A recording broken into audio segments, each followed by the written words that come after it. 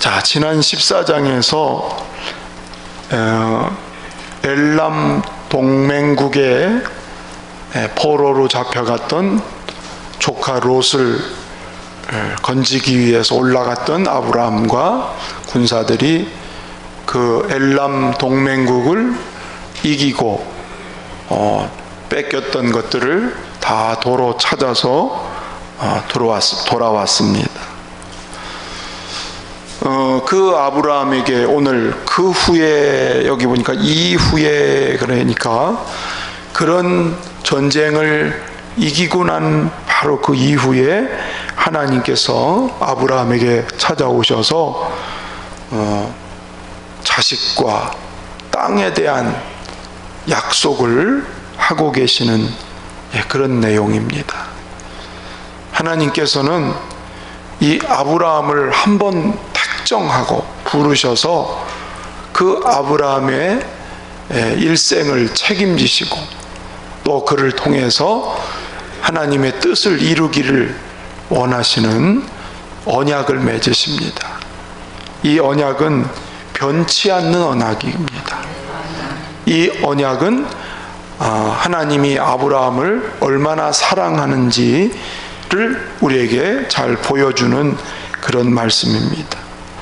자, 주님이 변치 않는 언약을 어떻게 지금 내리고 계시냐면, 두려워하는 자를 하나님이 위로하시는, 두려워하는 자에게 위로를 주시는 그런 모습을 볼 수 있습니다. 1절을 다 같이 읽어보겠습니다. 이후에 여호와의 말씀이 환상 중에 아브라함에게 임하여 이르시되, 아브라함아, 두려워하지 말라. 나는 내 방패요 너의 지극히 큰 상급이니라. 아멘. 이게 환상이라고 했습니다. 다르게 표현하면 이상이라고 할 수 있는데, 구약에서 이런 이상과 환상은 하나님이 사람과 소통하는 수단 중에 하나였습니다. 그래서 오늘 하나님이 아브라함에게 찾아오셔서 아브라함과 소통하시는, 교제하시는, 오늘 이 주님과의 소통이 말씀의 이상을 통해서 여러분과 임하기를 주의 이름으로 축복합니다. 그 하나님이 오늘 뭐라 그러십니까? 아브라함아, 두려워하지 말라. 결국 아브라함은 지금 두려움이 있다는 얘기겠죠. 왜 두려울까? 아브라함이 분명히 전쟁에 승리를 했음에도 불구하고 두려워하는 마음이 있습니다. 어떻게 보면 내가 이렇게 가나안 땅에 객처럼 들어와 있는데 그 아브라함의 원주민들을 쳤어요. 그들을 치고 1차적으로는 승리하고 돌아왔지만 아브라함의 마음 가운데엔 그런 두려움도 있을 수 있어요. 내가 이후에 또 어떤 일을 당할지, 이들이 보복을 하고 이들이 다시 나를 친다면 내가 이걸 어떻게 해야 되는가. 승리했지만 또 한쪽에는 그런 두려움이 아브라함에게 있을 수 있는 것이죠. 지금 아브라함은 갈대아 부르를 출발해서 하란을 거쳐서 가나안 땅에 지금 들어온, 어떻게 보면 객이고 타향살이란 말이죠. 그런 내가 그 족속을 치고 전쟁을 벌였으니까, 물론 그는 정당한 전쟁을 한 거겠지요. 그럼에도 불구하고 아브라함에게는 그 기득권을 가지고 있는 원주민들에 대한 두려움이 있을 수 있어요. 그래서 하나님이 오늘 뭐라 그러시냐면, 두려워하지 말라. 나는 내 방패가 될 것이다. 하나님이 방패가 되어 주신다. 내가 너의 보호자가 된다. 내가 너를 지킬 것이다. 그렇습니다. 하나님이 맺은 언약 가운데는 우리를 책임져 주시고 보호해 주시는 그 언약이 들어있어요.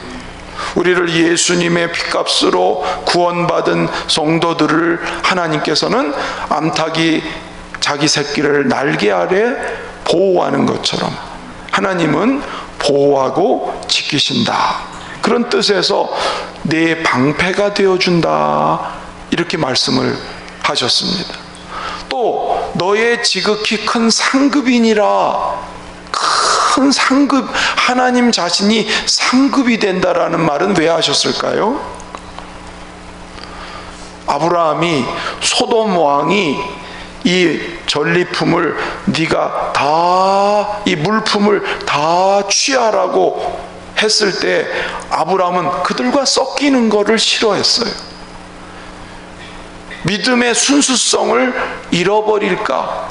소돔이 악하고 음란하고 타락한 지역이라는 것을 잘 알았던 아브라함은 그들과 섞이는 걸 싫어했어요. 그래서 그 물품을 단호하게 거절했지요. 아마 하나님은 아브라함의 이 거절할 수 있는 결단, 이걸 귀하게 여기셨던 거죠. 그래서 내가 너의 상급이 되리라. 그 소돔왕이 말하는 물품이 상급이 아니고 내가 친히 너의 상급이 되어주리라.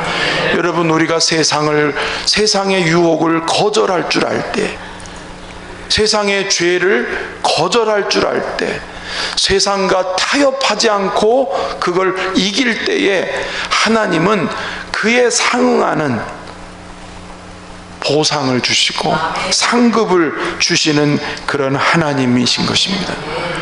그러니까 아브라함이 두려운 마음이 있었지만 이제는 이 두려움이 사라지지 않겠어요? 지금 인간적인 걱정을 했고 근심을 했지만 주님이 두 가지 약속을 하시잖아요. 내가 너의 방패가 되어주고 내가 너의 큰 상급이 되어주리라.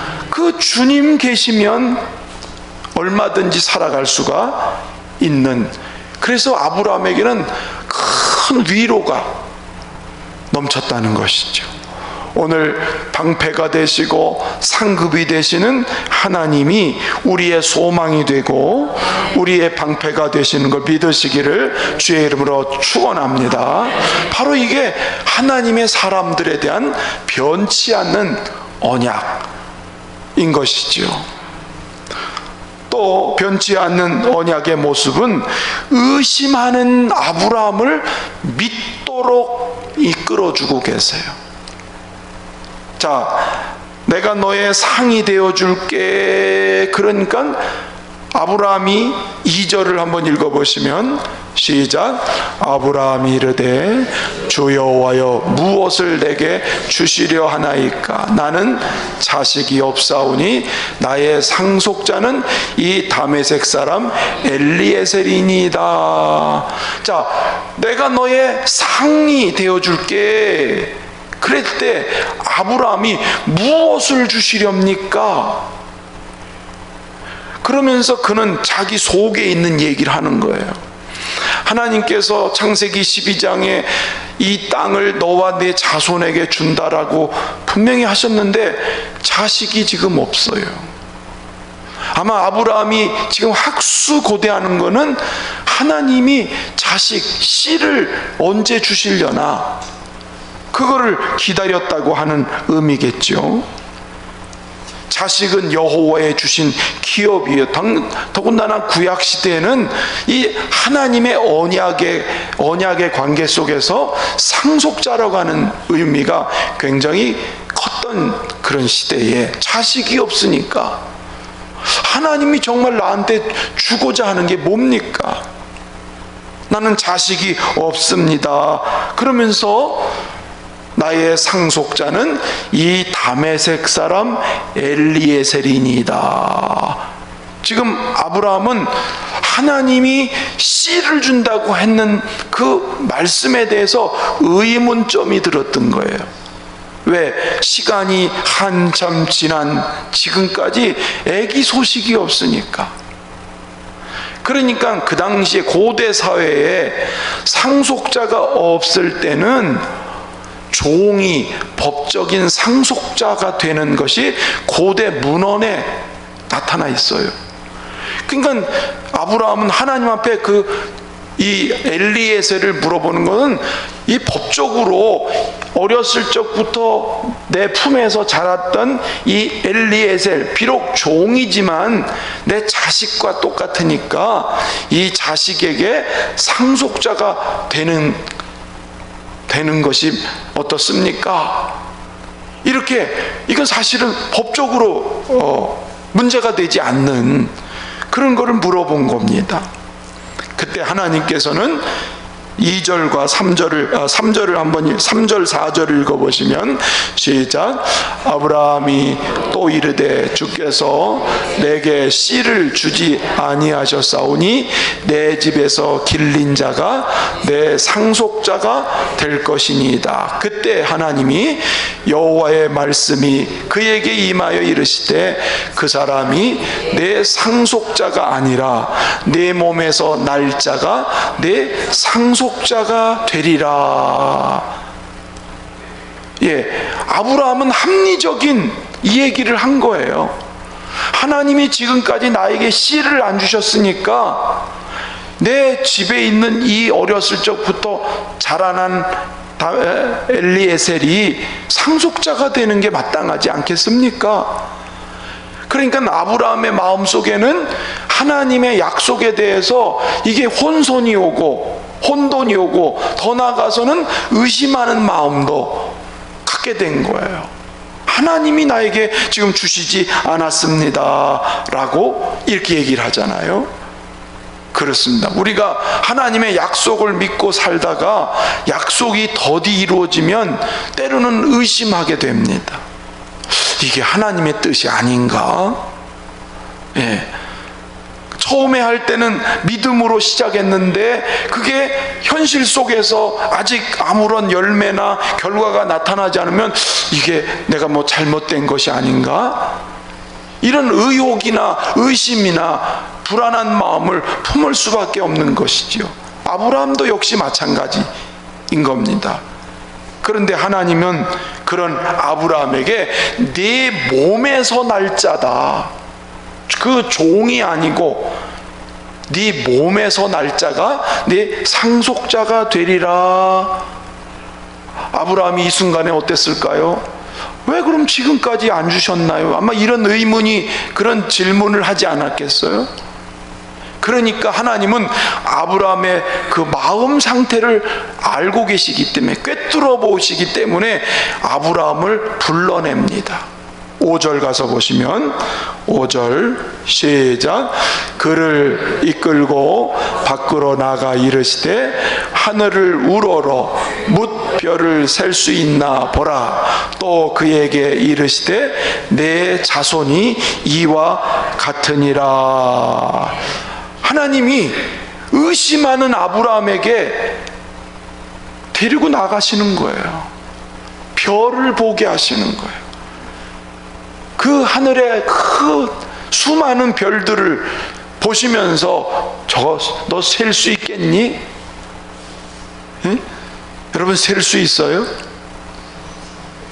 셀 수 없을 만큼 너무 많은 별들을 바라보니까 네 자손이 이렇게 된다.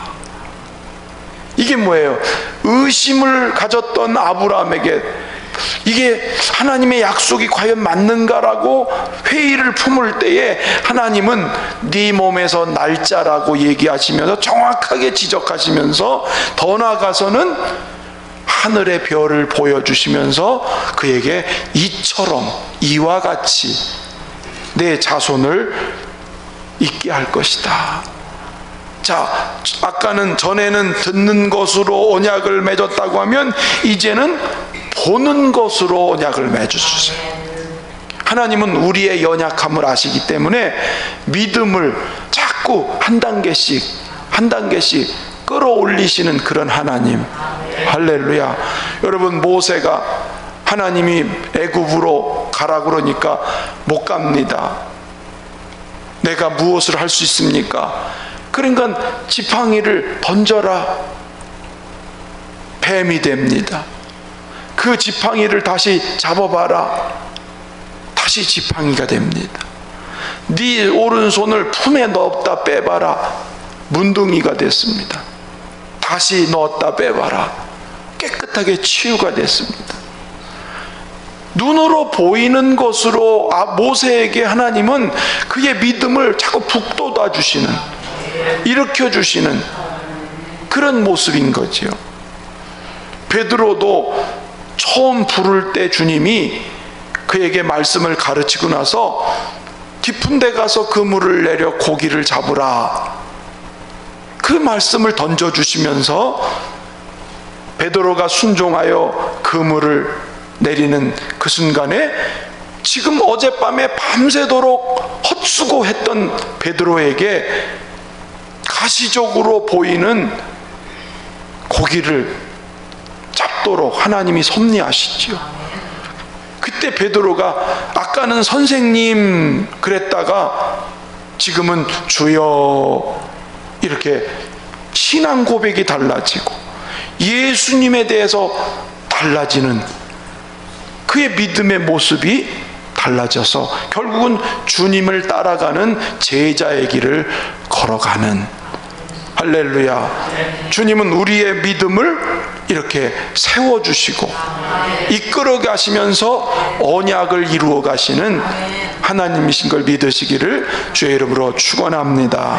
축원합니다. 그래서 6절 드디어 아브라함이 고백하는 걸 보실까요? 시작. 아브라함이 여호와를 믿으니 여호와께서 이를 그의 의로 여기시고, 여기서부터 아브라함이 하나님이 인정하는 믿음을, 의롭다고 인정하는 믿음의 사람이 여기서 되는 거예요. 여러분 다 믿음의 사람으로 굳건하게 세워지기를 주의 이름으로 축원합니다. 구주 예수 의지함이 심히 기쁜 일일세, 허락하심 받았으니 의심하 없도다. 예수 믿는 것은 받은 증거 많도다. 예수 귀한 예수 믿음 더 주소서. 아멘. 박수를 치는데요, 손바닥에 불이 나게 5번만 쳐봅시다. 네, 이렇게 손바닥을 내가 쳐야 될 이유가 있어서 그러니까 무조건 따라서 손바닥이 불나도록 5번을 치는 거예요. 자, 시작. 그걸 못 맞추면 어떻게 하나? 네? 3번 시작. 이때 김기옥 권사님은 좋은 거예요. 조금 잠을 깨셨나요? 변치 않는 하나님의 언약, 또 오늘 본문을 보니까 이 아브라함의 모습을 보면 12장부터 쭉 지금까지 오늘까지 온 말씀을 쭉 살펴보니까, 자, 믿음으로 출발한 인생인데 기근이 닥치자 그만 육신으로 돌아서 버렸어요. 그렇죠? 출발하는 결단은 참 귀했어요. 여호와의 말씀을 쫓아갔다. 창세기 12장 4절에 이렇게 좋았는데 그만 몇 걸음 못 가서 기근이 오니까 말씀이 어디로 가고 육신의 생각으로 그런 애굽으로 내려가는 그런 상황이 그에게 닥쳤습니다. 또 보십시오. 전쟁에 올라가서 그 참 상대가 되지 않을 만큼 훨씬 탁월한 엘람 동맹을 쳐서 이겼으면 얼마나 신바람 나고 좋은 거예요. 그런데 오늘 와서 보니까 두려움과 불안과 염려가 많은 이 아브라함의 모습을 볼 수가 있습니다. 하나님이 내 씨를 별처럼 주시고 내가 보이는 이 땅을 내가 너희 자손에게 다 준다. 그런데 별을 보고 씨를 준다는 건 믿었다고 그랬어요. 그런데 8절에 가서 보니까 또 마음이 아직도 해결되지 않는 게 있어요. 8절 내려가서 보실까요? 자, 시작. 그가 이르되 주 여호와여, 내가 이 땅을 소유로 받을 것을 무엇으로 알리까? 아직도 아브라함의 마음에 별처럼 자손이 번성한다는 것은 믿음으로 받았다고 그랬는데, 이제 땅에 대해서는 이 땅을 소유로 받을 것을 무엇으로 알리까? 아직도 아브라함의 모습이나 우리의 모습이나 좀 비슷하지 않나요? 주님을 믿는다고 하면서도 순간적으로는 또 불신하게 되고 의심도 생기고 두려움도 갖고 불안에 빠지기도 하고, 과연 이게 될 수 있을까? 이런 의아심도 생기. 뭐 아브라함이나 우리나 성정이 같으니까요. 이렇게 아브라함이 마음이 왔다리 갔다리 변덕스러운 모습을 볼 수 있는데, 그럼에도 불구하고 하나님은 오늘 이 아브라함에게 절대로 책망하시지 않고 그를 언약으로 다시 한번 굳건하게 세우시는 모습으로 오늘 보는 거예요. 여러분, 우리 신앙생활 하다가 또 그래요. 은혜 받은 뒤에도 때로는 미끄러지고, 충성한다고 결심하고 다짐했다가 며칠 못 가서 삼천포로 빠지고, 그럴 경우가 참 많아요. 그래도 하나님은 그 약속을 변하지 않으시고, 하나님은 끝까지 붙드셔서 그를 쓰시고 일하시는, 그걸 가리켜서 하나님의 신실하심이라고 말하는 겁니다. 할렐루야. 그렇습니다. 어떻게 하시나 보십시오. 오늘 하나님께서 9절에 보니까 여호와께서 그에게 이르시되 나를 위하여 3년 된 암소, 3년 된 암염소와 3년 된 수양과 산비둘기와 집비둘기 새끼를 가져오라. 가져온 건 짐승을 가져와서 가운데를 쪼갰습니다. 그 쪼개는, 이게 이제 언약을 하나님이 하기 위해서 짐승의 언약을 쪼갰어요.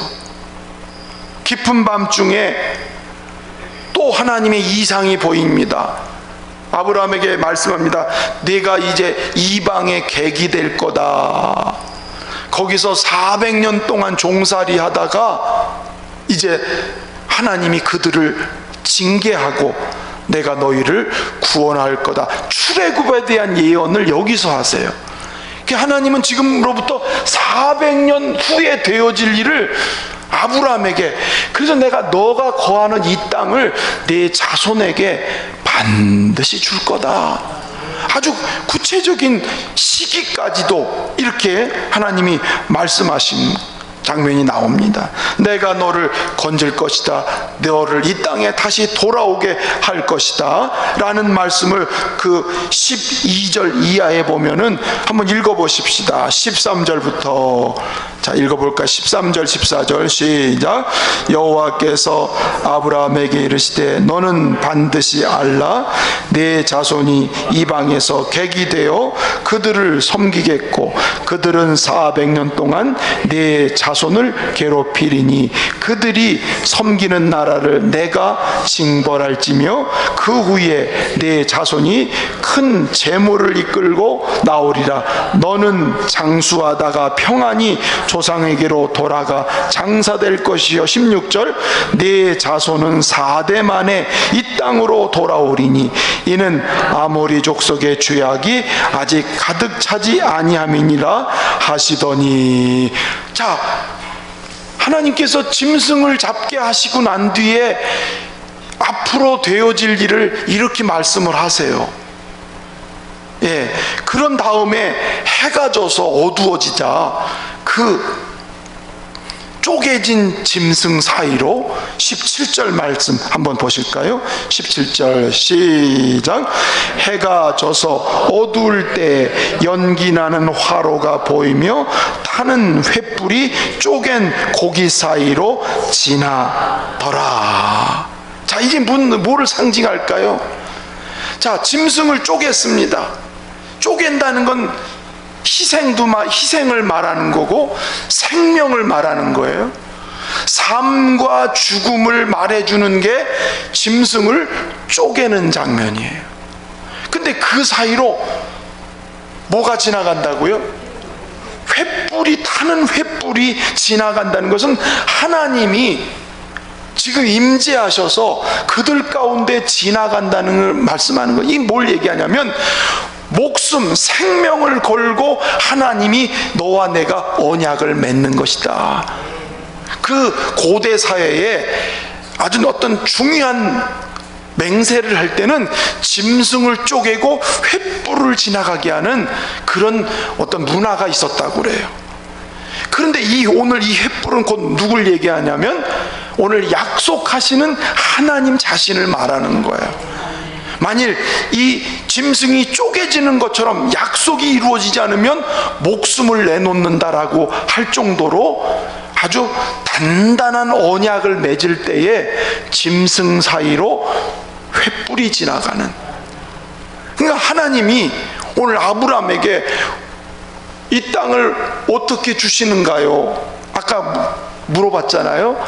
그때 하나님이 내 족속이 이방에 잡혀갔다가 4대 만에 돌아올 것을 하나님이 보증하기 위해서 짐승을 쪼개면서 그 사이로 하나님이 지나가시는 언약을 맺은 건 뭐지요? 내가 맺은 언약은 목숨을 건 언약이다. 반드시 그대로 이루어질 것이다. 그런 뜻을 가지고 있어요. 또 여러분, 횃불이 지나간다는 것은 곧 또 뭘 의미하냐면 정결하게 한다, 깨끗하게 한다 라고 하는 거예요. 나를 깨끗하게 하기 위해서 짐승이 죽은 것처럼 하나님이 아브라함을 깨끗하게 해서 약속을 유업으로 받는 사람으로 하나님이 세우신다는 것을 보여주는 겁니다. 여러분, 구약에 비슷한 사건이 하나 있지 않나요? 엘리야에게 하나님이 임재하실 때 짐승을 쪼개서 제단을 쌓으니까 하나님이 불로 그에게 임하시면서 하나님이 약속하신 그 하나님이 자기 백성을 찾아오시고 자기 백성을 구원하시고 자기 백성을 깨끗게 하시고 자기 백성과 함께 하신다는 것을 엘리야의 제단에 불로써 임하신 그 하나님의 언약 나타난 거예요. 이 쪼갠 짐승의 불로 임한 역사가 곧 뭐예요? 예수님이 자기 몸을 십자가에 쪼개시고 그리고 나서 성령의 오순절날 성령의 불이 마가의 다락방에 임한 사건이 바로 그거를 보여주는 거예요. 주님이 우리와 맺은 언약은 바로 이렇게 아들을 희생시키면서 자기 아들을 쪼개고 그 생명을 우리에게 주시고자 하는 성령을 보증으로 보내시는 그 언약이 주님의 언약이에요. 할렐루야. 그래서 요동하는 이 아브라함이 그 믿음을 반듯하게 갖도록 하나님이 오늘 이렇게 짐승을 쪼개서 횃불로 지나가는 그런 언약을 지금 맺고 계세요. 오늘 생각해 보니까 그렇죠? 두려움에 떨고 있는 자를 위로하시면서 찾아오시는 하나님, 의심하는 자를 믿도록 이끌어 주시는 하나님, 그리고 늘 갈팡질팡 또 변덕스럽기도 한 이 아브라함에게 신실하게 그 언약을 나타내 주시는 그 하나님이세요. 오늘 우리에게 십자가에 자기 아들을 내어주신 그 십자가에 자기 몸을 찢어서 우리의 죄를 위해서 달려 죽으시고 우리의 구원자라는 것을 성령으로 보증해 주신 그 주님 안에서 우리는 하나님의 약속을 의심하지 않고 믿음으로 살아가는 줄로 믿습니다. 그렇다면 오늘 우리에게도 이 아브라함에게 하신 이 언약이 이루어지기 위해서 우리가 할 일이 있다면 뭐가 있을까요? 구약 성경에 보면 이스라엘 백성들이 하나님 앞에 옷을 찢었다는 말을 종종 해요. 옷을 찢었다는 거예요.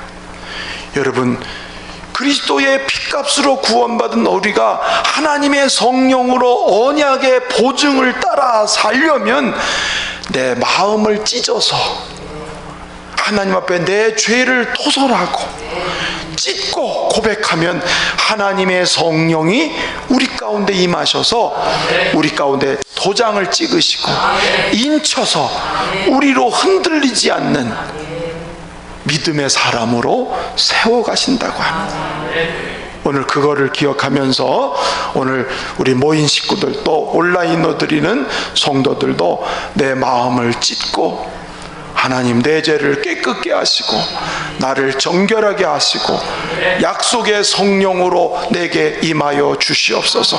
불같이 임하여 주시옵소서. 우리 한번 가슴에 손을 얹고 오늘 주의 이름 부르고 뜨겁게 한번 기도하겠습니다.